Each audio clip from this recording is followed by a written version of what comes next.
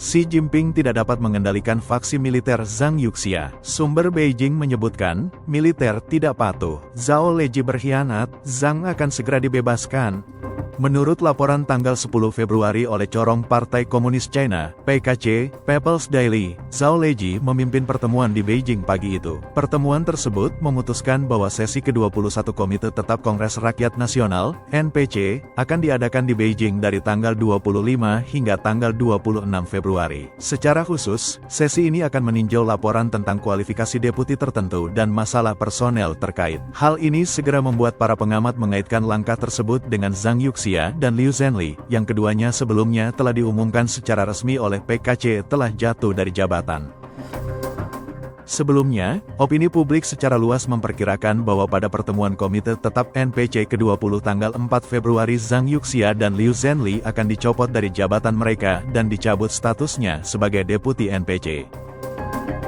Namun, sesi darurat yang diadakan hari itu hanya mengakhiri kualifikasi 3 deputi lainnya tanpa menyebutkan Zhang atau Liu sama sekali.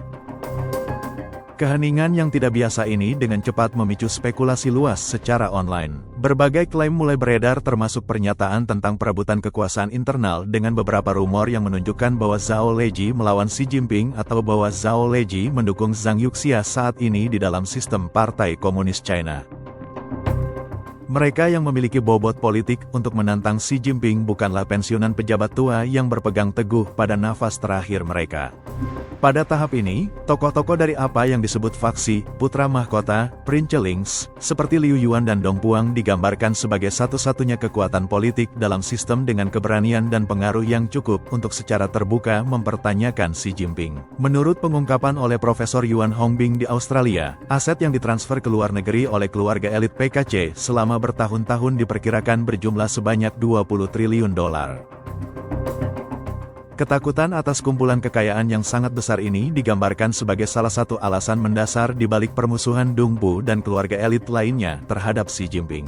Jika Xi, yang didorong oleh radikalisme ideologis, memulai perang di Selat Taiwan, komunitas internasional dapat membekukan dan menyita aset-aset luar negeri ini mirip dengan apa yang terjadi pada elit Rusia setelah pecahnya perang di Ukraina. Oleh karena itu, konflik tersebut bukan sekadar ideologis. Ini mewakili benturan langsung antara ambisi Xi untuk memonopoli kekuasaan pribadi seumur hidup dan kepentingan keluarga PKC yang kuat yang berusaha untuk terus berbagi dalam apa yang disebut dividen kekuasaan otoriter.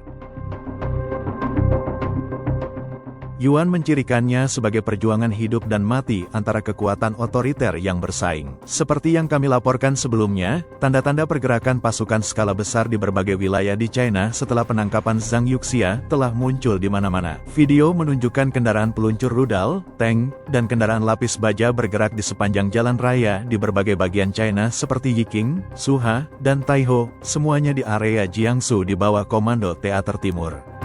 Selain itu, telah terjadi aktivitas berat, termasuk truk militer, pembawa pasukan, kendaraan teknik, dan bahkan helikopter bersenjata. Beberapa klip bahkan menggambarkan tentara bersenjata lengkap di jalan-jalan kota, dengan perakitan malam hari sementara dan penutupan jalan. Video yang diunggah oleh netizen menunjukkan Guangxi, di mana konvoi besar truk militer melaju kencang di jalan raya. Informasi publik menunjukkan bahwa unit-unit yang ditempatkan di Guangxi, termasuk dalam tentara grup ke-74 dan ke-75 Komando Teater Selatan PLA. Pertanyaan yang jelas adalah siapa yang mengizinkan pergerakan ini? Apakah itu perintah Xi Jinping? Jika komandan di seluruh komando teater dan cabang layanan belum secara terbuka menyatakan dukungan untuk Xi Jinping, bagaimana dia bisa secara pribadi mempercayai mereka untuk mengizinkan pengerahan lintas regional skala besar seperti itu? Beberapa analis menawarkan pendapat mereka. Mantan Letnan Kolonel Angkatan Laut PLA Yao Chum menganalisis video-video tersebut dan argumennya sederhana. Ini adalah pengerahan yang disinkronkan secara nasional dan pengerahan pada skala ini tidak mungkin terjadi tanpa koordinasi di berbagai rantai komando. Kecil kemungkinan ini diperintahkan langsung oleh Xi Jinping.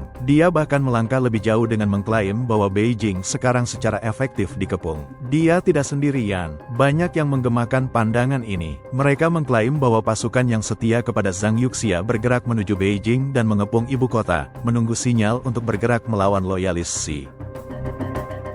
Bahkan ada bisikan bahwa komandan di Komando Teater Tengah dan Timur berkoordinasi dengan Liu Yuan, yang dikatakan telah menjadi pemimpin de facto pasukan anti-Si. Mereka mengatakan Jenderal Liu Yuan berkoordinasi antara tetua partai dan dua komandan yang setia kepada Hu Jintao, para komandan di Komando Teater Tengah dan Timur. Jenderal Liu dikenal dekat dengan Zhang Yuxia dan keduanya adalah putra mahkota. Menurut narasi ini, penunjukan ini disetujui oleh Badan Keputusan dan Koordinasi Kecil yang terdiri dari para pemimpin senior PKC atau anggota Komite Tetap Masa Lalu dan Sekarang. Itu adalah Badan Keputusan dan Koordinasi 7 orang yang dipimpin oleh mantan Perdana Menteri Wen Jiabao dan tujuannya adalah untuk menekan Xi Jinping agar bekerja sama, bukan untuk menggulingkannya. Mereka ingin Xi Jinping menyerahkan kedua jenderal itu hidup atau mati. Tapi sejauh ini, Xi Jinping belum bekerja sama.